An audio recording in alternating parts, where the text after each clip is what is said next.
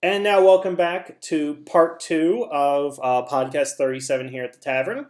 So, Raptor and I, first of all, guys, sorry about the time limit thing. That's something I really can't Doing control our here. best. Yeah, but we definitely want to go ahead and talk about Scorpion Reign, give it enough time that it deserves here.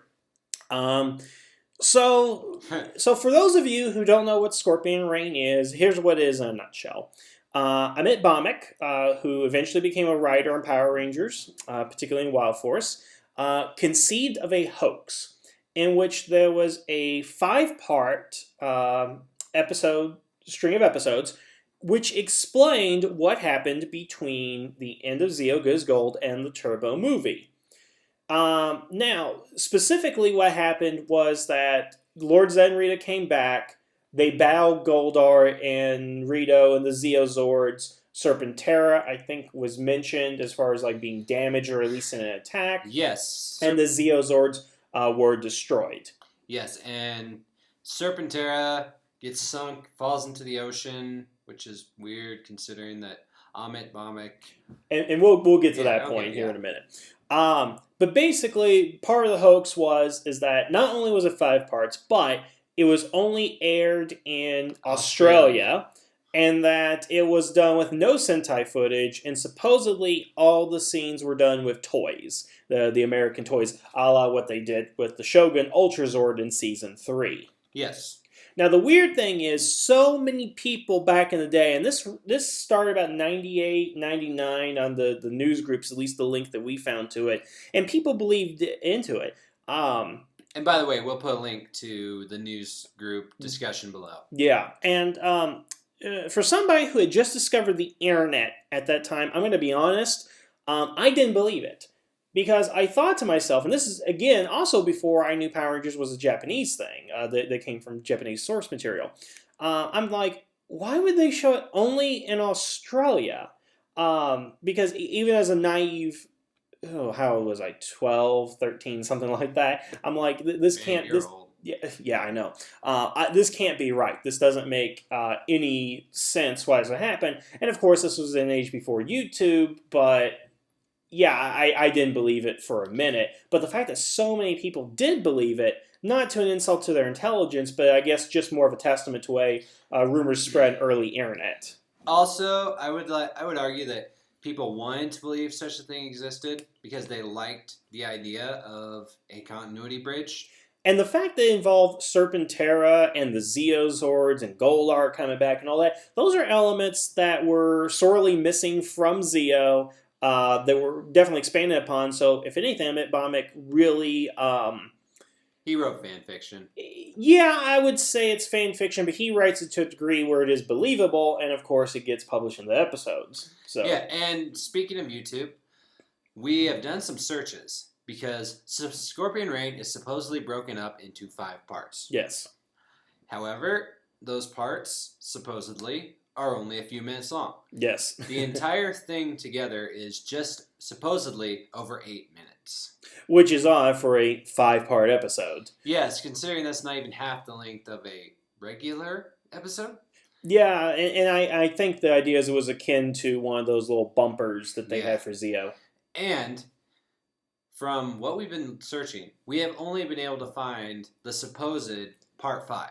Yes, which... involves really bad dubbers, poor quality image, and it's just wow. If they were trying to pass this off as a real episode, they really thought people would be gullible. We'll put that in the links. We're gonna have a lot in the. But yeah, take a look. Yeah. It's hilariously bad. Yeah.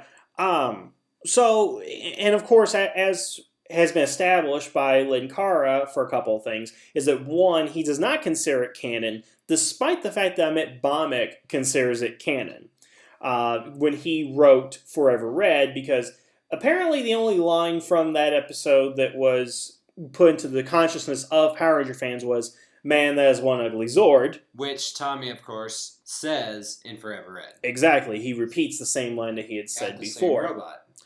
So, Raptor, I'm going to pose this question to you. Let's forget about the video we saw. Let's forget that it's a hoax and all that kind of stuff. Given that Amit Bhamick is an official Power Ranger source, and that he went into writing Forever Red with that in continuity. What do you feel about the canonicity of those actual events? That Lord Zanria did come back, did destroy the Zeozords, and that led to the events of Turbo. How do you feel about that actually being part of continuity? I'm okay with it. I mean, I don't like it. It's kind of a piece of shit from what I saw from that video. But it was in the hands of an official canon writer. Mm-hmm. No one disputes the canonicity of the Wild Force episodes that he wrote. Yeah. So with that in mind, he was basically given the opportunity to make his fan fiction canon, and he had authority, so it works. I guess my concern would be is that Scorpion Reign does not tie into Forever Red, and it doesn't give a satisfactory connection to the Turbo movie. Because let's consider, the Rangers have the Zeo powers in the Zeo movie and switch them out for the Turbo powers and make new Zords.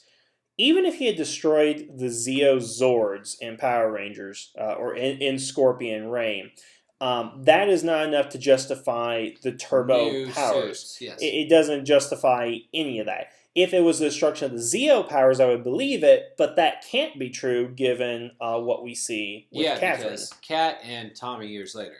Exactly. So from purely a speculation standpoint, I would think that I'm assuming that the Turbo Zords used a different power source.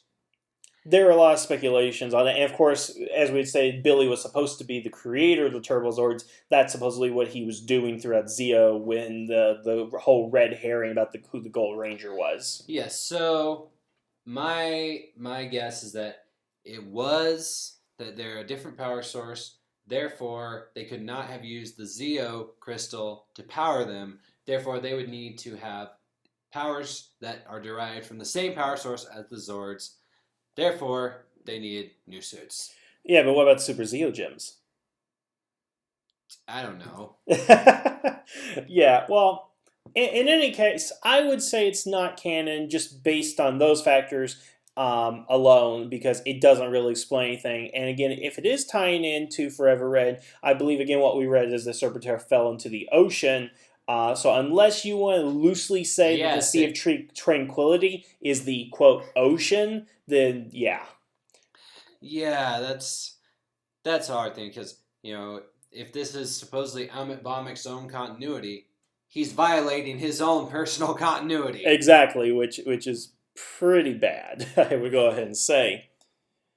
But, again, there isn't too much to say on this topic because there is no information out there, and that's what really bothers me. It's an 8-minute video. Well, not even Scorpion Reign in general. I know that's what we've been talking about in this segment, but just overall, this gap. And I've never really heard, and you can tell me otherwise, people who are really saying to themselves, hey, we need to know what happened. You guys need to tell us. I don't see them hounding the writers, the producers to go back and fill in those gaps. So my question to you is it necessary that we must know what happened? Well, if you want me to be completely honest with you, I think since Turbo is the undisputed black sheep of Power Rangers, there are other seasons that fans will consistently rank at the bottom, but no season is as unanimously disliked as Turbo. And I will concede to that, yeah. And most fans would prefer to think Turbo didn't happen. Yeah. And therefore, they don't really care how Zeo, a rather well-liked season, transitioned into that. So basically what you're saying is that it doesn't really matter because it wouldn't add anything to make Turbo better or to the overall mythos of the series. Yes, and if anything, it could make Zeo look worse. Because if we went with what happened in the original cut of the film, if Johnny Young Bosch is to be believed, I don't see why he wouldn't, but yeah, it's Johnny Young Bosch. If say the Zeo Zords would have gotten trashed by Divatox. Nobody likes Divatox. Yeah. And so these Zeo Zords, which are pretty well liked. Yeah, and very powerful if we were to believe the perpetual energy. Yes. it would just make fans mad to imagine Divatox doing that. But I think film wise, it would give credibility to her character, where there really is very little to begin with. If she was as annoying as she was in the film, I think it'd just make people mad. Yes.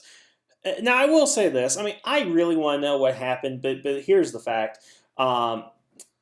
It's what, 15 years too late to really do anything about it. Yeah. In a live action adaptation. This could ever happen with would be a comic.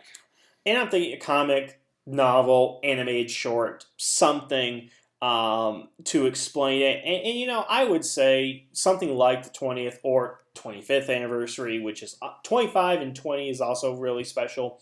That maybe this could be revisited somewhere. Maybe Scorpion Reign could be actually made into a short, again, otherwise cartoon or something like that, to just kind of give that extra story. I can't think of any other franchise that has gone back and retconned by adding episodes in there. I mean, we know in Star Trek they'll retcon, say, oh, this is where the Defiant went to the Mirror Universe and things like that. But I've never seen Star Trek add extra episodes of, like, say, the original series. I have seen it happen, though, with that show that you keep refusing to watch.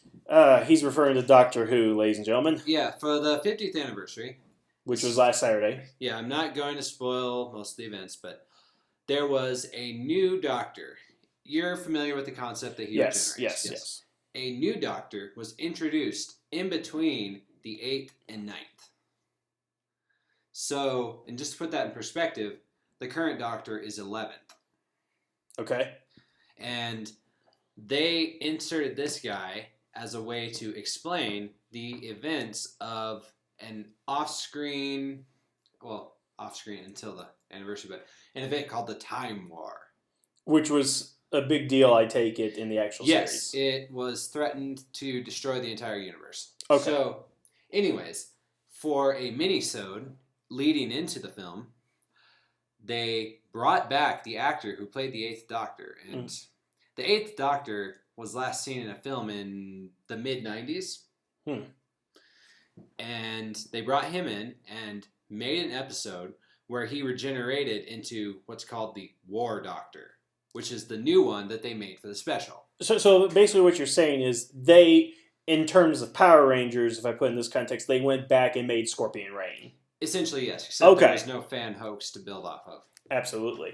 And I think that, that is something to be explored with Emmett Bomick if he returns as a writer. I mean, because he's not a writer right now. Otherwise, Megaforce wouldn't be crap. Right. But yeah, so... And so, yeah, we really have little to work off of. It was a request that we wanted to honor, to Sincerely Michael. Yeah. I would propose that we do one more part where we talk about our own theories of what happened. Because you say Scorpion Reign's not canon. So let's talk about, in part 3, what you think actually happened. Okay, so ladies and gentlemen, with this new format, we are now trying part 3 of this video, so stay tuned for that.